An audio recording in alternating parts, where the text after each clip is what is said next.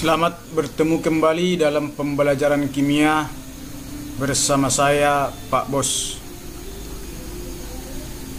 Pada kesempatan ini yang mau kita bahas adalah materi kelas 10 tentang reaksi reduksi dan reaksi oksidasi.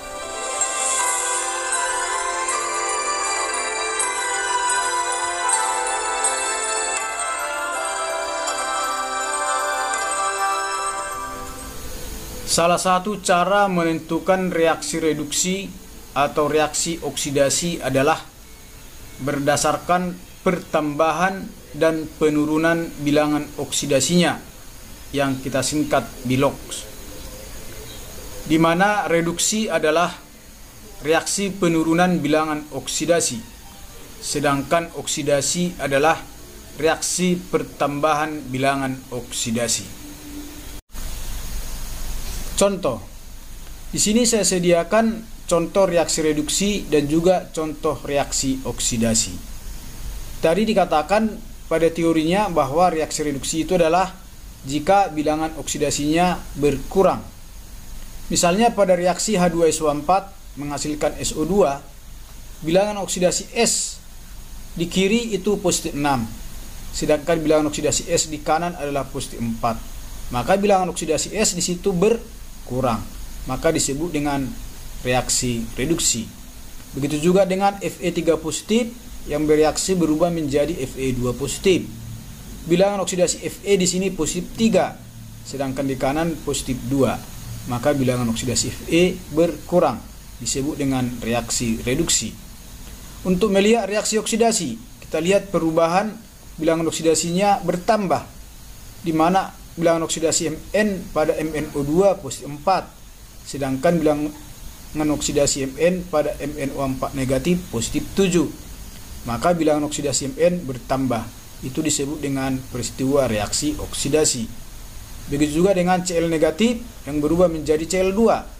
Bilangan oksidasi Cl dalam Cl negatif minus 1, sedangkan pada Cl2 0. Maka dari minus 1 menjadi 0 bertambah. Sekarang kalau untuk melihat berkurang atau bertambah itu sangat mudah. Tetapi dari mana kita bisa menentukan ini kok bisa positif 6 dan ini positif 4, di sini positif 3 dan positif 2, dan juga pada reaksi oksidasi di sini positif 4, positif 7, minus 1 dan 0. Kita harus tahu dulu cara menentukan bilangan oksidasi unsur di dalam suatu senyawa atau di dalam suatu ion. Maka sebelum kita menentukan apakah reaksi itu reduksi atau reaksi itu oksidasi, kita harus paham dulu cara menentukan bilangan oksidasinya. Di sini saya sediakan beberapa senyawa. Jadi bagaimana menentukan bilangan oksidasi unsur di dalam setiap senyawa ini? Kita harus melihat ketentuan-ketentuan dalam penentuan bilangan oksidasi. Tetapi ketentuan-ketentuan itu tidak semuanya saya tampilkan di sini. Boleh nanti dilihat di buku paket atau buku pegangan siswa. Misalnya cara menentukan bilangan oksidasi unsur di dalam NH3.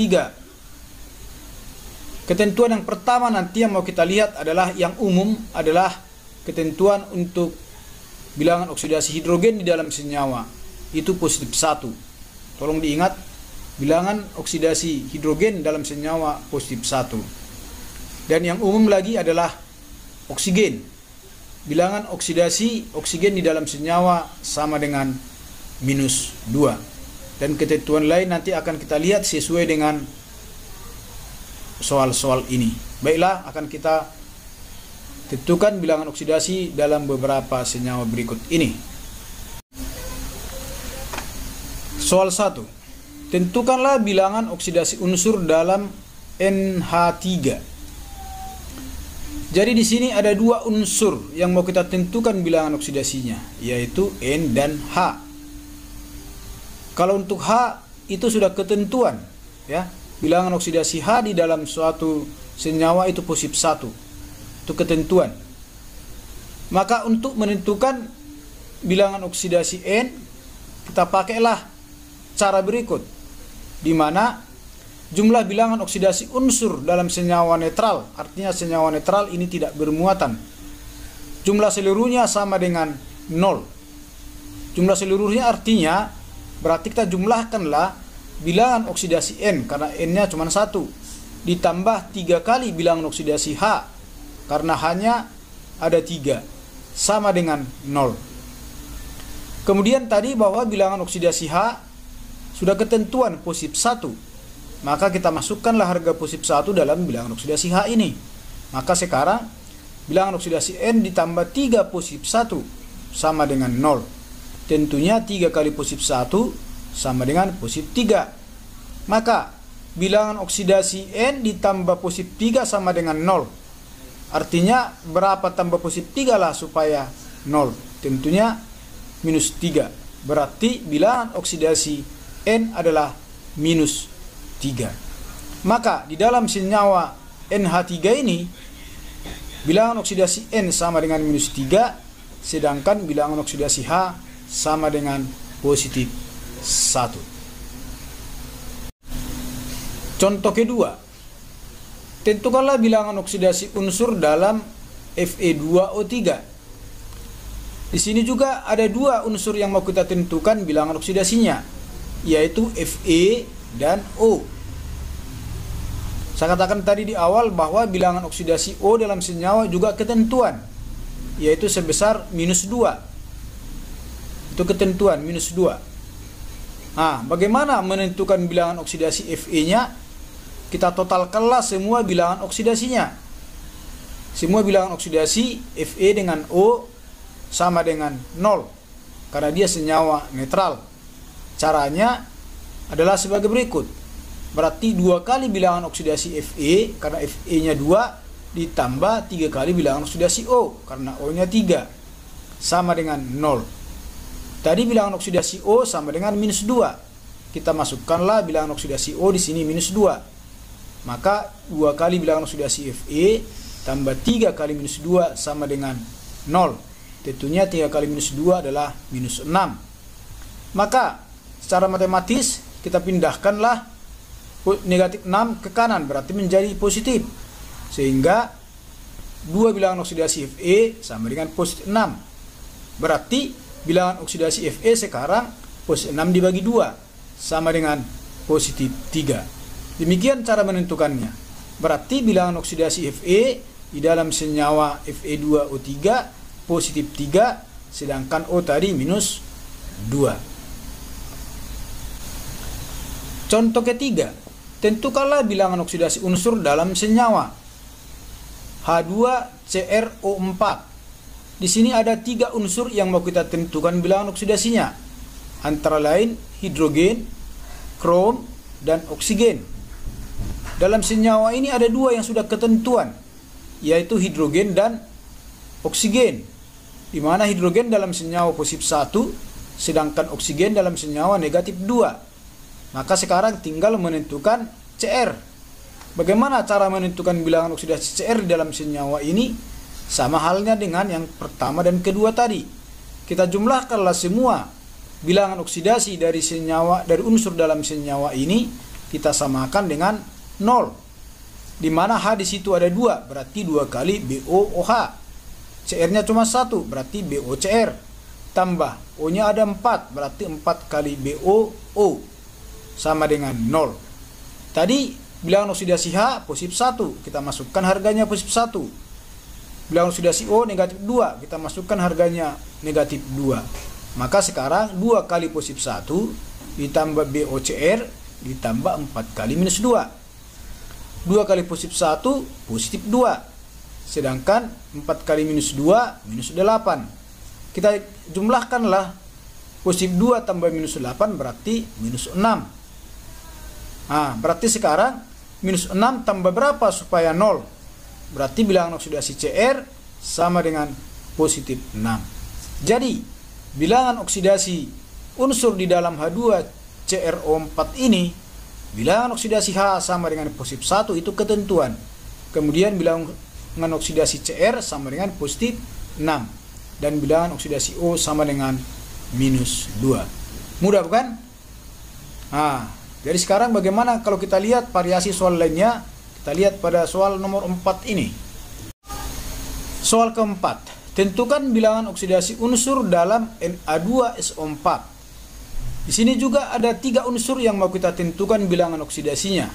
Antara lain natrium Na, sulfur S, oksigen O. Kalau tadi hidrogen ketentuannya positif 1, O negatif 2. Sekarang Na bagaimana? Nah, Na ini adalah golongan 1A.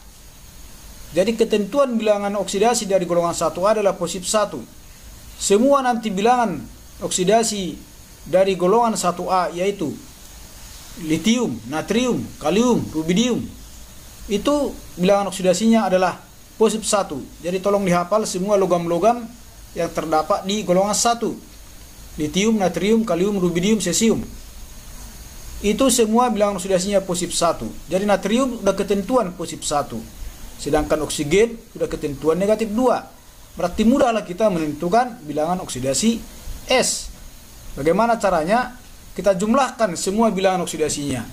Karena Na-nya 2, berarti 2 kali bilangan oksidasi Na. S-nya 1, bilangan oksidasi S.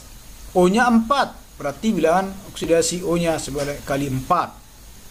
Sehingga kita masukkanlah sekarang harga bilangan oksidasi Na. Di sini positif 1. Sedangkan bilangan oksidasi O negatif 2. Baru kita kalikan. Ini menjadi positif 2. Ini menjadi negatif 8. Positif 2 dengan negatif 8 berarti minus 6. Sehingga sekarang bilangan oksidasi S sama dengan positif 6. Jadi, di dalam senyawa Na2SO4, bilangan oksidasi Na sama dengan positif 1 karena dia golongan 1A. Ketentuannya adalah positif 1. Bilangan oksidasi S positif 6 sesuai dengan yang kita cari tadi. Sedangkan bilangan oksidasi O adalah ketentuan minus 2. Soal kelima. Tentukanlah bilangan oksidasi unsur dalam CaCO3. Dalam senyawa ini ada 3 unsur yang mau kita tentukan bilangan oksidasinya. Antara lain Ca kalsium, C karbon, O oksigen. Sama halnya dengan nomor 4 tadi, bahwa tadi contohnya adalah logam golongan 1. Sedangkan di sini kalsium itu adalah logam golongan 2, golongan 2A. Semua logam golongan 2A bilangan oksidasinya dalam senyawa adalah positif 2. Itu sudah ketentuan. Maka nanti hafallah unsur-unsur yang terdapat di dalam golongan 2A. Kalau itu ditemukan dalam suatu senyawa, bilangan oksidasinya adalah positif 2, antara lain berilium, magnesium, kalsium, strontium, barium. Jadi, karena Ca sudah kita tahu bilangan oksidasinya positif 2, sedangkan O sudah ketentuan minus 2, bagaimana cara menentukan bilangan oksidasi C?